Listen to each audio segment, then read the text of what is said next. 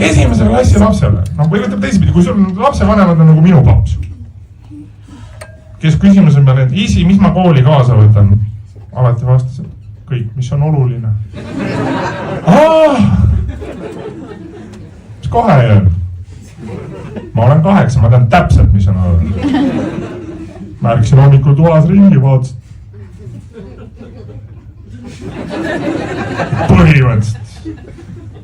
Nii palju olulist, et ei mahu tuppa ära. Topid kõik, lapsed võtavad kõik kaasa. Väljavad õpikud. See ei ole oluline, see segab. Muidu ei mahu ära Transformerid, Lego, 3 mängu asja sahtlist, mis ta ütles, et ei tohi lahti teha. Aga nad lõbisevad. Hakkame poistega võistu tegema. See on senikaua naljakas, kui me seda koolis näed.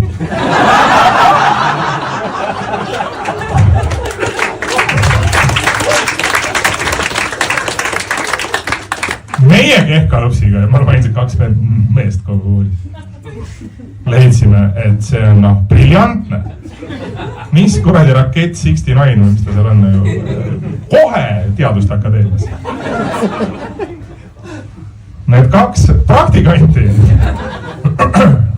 teised klassid, kes pidid lastevanematele seletama, et mis riik, mis raha on ja mis võistlusi siin vabal ajal korraldatakse. Ma ütlesin, et see ei ole nii naljakas.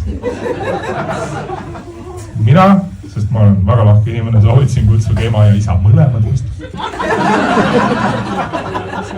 Ja siis te saate papsi näost ära näha, kas ta üldse teadis, mis ta kodus toimub. Ja sealt nagu edasi minna sõjuvalt. Te andke suunavad juhised nagu lastele, las nad ise räägivad. Neil on üksteisele palju rohkem mõelda kui teile.